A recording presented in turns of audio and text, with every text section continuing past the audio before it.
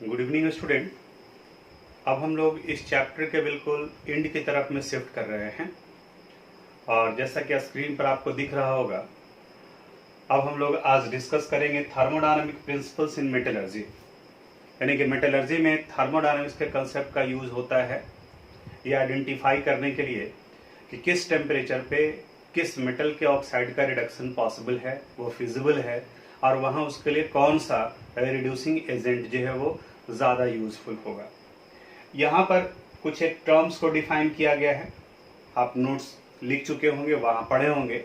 जैसे Gibbs free energy, Gibbs free energy कहा जाता है the Gibbs energy change during the formation of 1 mole of substance from their constituent element. और जैसे अगर हम लोग AO2 की बात करें तो AO2 का कंस्टिट्यूएंट A और O हो गया, तो A और O से AO2 के बनने में जो गिब्स एनर्जी चेंज होगा that is called Gibbs energy of formation of AO2। इस गिब्स एनर्जी का वैल्यू निगेटिव भी हो सकता है, पॉजिटिव भी हो सकता है और जीरो भी हो सकता है, जिसके अनुसार से हम आइडेंटिफाई कर सकते हैं कि यह प्रोसेस स्पॉन्टेनियस होगा, नॉन स्पॉन्टेनियस होगा या फिर इक्विलिब्रियम स्टेज में होगा। तो ये यहाँ पर ये पॉइंट यहाँ लिख चुके हैं। इसी से रिलेटेड कुछ एक न्यूमेरिकल्स भी है, इस न्यूमेरिकल्स को बनाते हुए एक वीडियो हम आपको दिए हैं।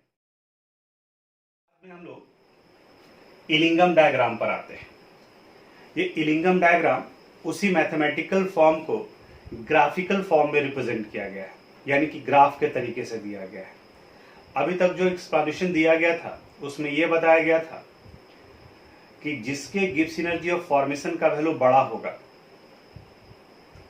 वो रिड्यूस हो सकते हैं, यानी कि उनके ऑक्साइड रिड्यूस्ड हो सकते हैं। वही पार्ट आप यहाँ एग्जाम्पल से भी देख सकते हो। एक ग्राफ दिया हुआ है, Gibbs energy of formation of A plus O2 AO2, ये ग्राफ नीचे की तरफ में जा रहा है। B प्लस O2 BO2, ये ग्राफ ऊपर की तरफ में जा रहा है। यहाँ पर ये गिब्स एनर्जी ऑफ फॉर्मेशन का वैल्यू दिया हुआ है, यानी -1200 से -200, यानी कि नीचे से ऊपर जाने पर गिब्स एनर्जी ऑफ फॉर्मेशन का वैल्यू इंक्रीज कर रहा है।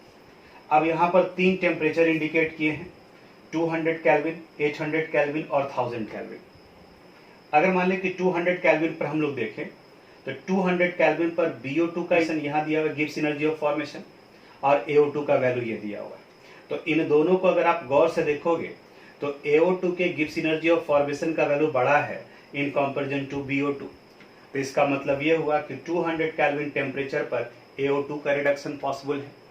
जब AO2 रिड्यूस्ड करेगा, यानी कि AO2 A में कन्वर्ट करेगा, तो at the same time B को ऑक्सीडाइज होना पड़ेगा किस फॉर्म में, BO2 के फॉर्म में। अगर 800 केल्विन टेम्परेचर को देखें तो ये दोनों एक दूसरे को इंटरसेक्ट कर रहा है, यानी कि इस जगह पर दोनों के गिब्स एनर्जी ऑफ फॉर्मेशन का वैल्यू सेम है। तो यहाँ पर अगर न्यूमेरिकल डाटा पुट करोगे तो वो वैल्यू 0 आ जाएगा, यानी कि यहाँ पर ना तो कोई ऑक्सीडाइज होगा और ना ही कोई रिड्यूस्ड होगा। और वहीं अगर 1000 केल्विन देखेंगे तो यहाँ पर वैल्यू BO2 का BO2 रिड्यूस्ड करेगा, यानी कि देख रहे हो कि एक समय में बिलो 800 केल्विन AO2 का रिडक्शन पॉसिबल है क्योंकि इसका वैल्यू बड़ा है, एंड एबव 800 केल्विन BO2 का रिडक्शन पॉसिबल है। तो इस ग्राफ को देख करके आप आइडेंटिफाई कर सकते हैं कि किस टेम्परेचर पे कौन सा ऑक्सीडाइज हो सकता है, कौन सा रिड्यूस्ड हो सकता है, कौन रिड्यूसिंग एजेंट के रूप में काम करेंगे। इसी से रिलेटेड यहाँ पर कुछ क्वेश्चन दिए हुए थे जिसको हम यहाँ एक्सप्लेन किए हैं, तो आप इसको ध्यान से थोड़ा देखोगे कि किस टेम्परेचर पर किसका रिडक्शन पॉसिबल है और किसका रिडक्शन पॉसिबल नहीं है। ये इलिंगम डायग्राम आपके एनसीईआरटी बुक का है। यहाँ पर भी देखो कि सारे मेटल ऑक्साइड्स का Gibbs energy of formation value दिया हुआ है, कुछ नॉन मेटल यानी कि कार्बन डाइऑक्साइड का भी दिया हुआ है। अब किनका रिडक्शन किससे पॉसिबल है, बिल्कुल वही सिंपल कंसेप्ट याद रखोगे, कहाँ पर किनका वैल्यू जो है वो ज्यादा है किसी पार्टिकुलर टेम्परेचर पर।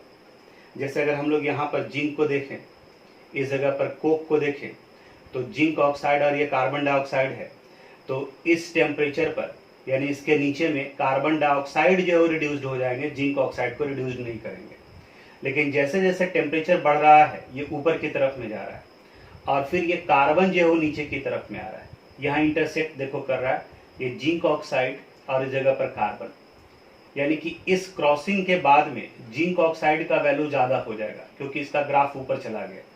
इस तरीके से इसको थोड़ा सा समझने का कोशिश करोगे आप। एनसीईआरटी में एक और इलिंगम डायग्राम दिया हुआ है, ये भी आप देखोगे तो यहाँ पर आयरन के रिडक्शन के बारे में, आयरन ऑक्साइड का रिडक्शन जो ब्लास्ट फर्नेस के अंदर हो रहा है अराउंड 1400 डिग्री सेल्सियस टेम्परेचर पर, उसके फिजिबिलिटी को यहाँ रिप्रेजेंट कर रहा है।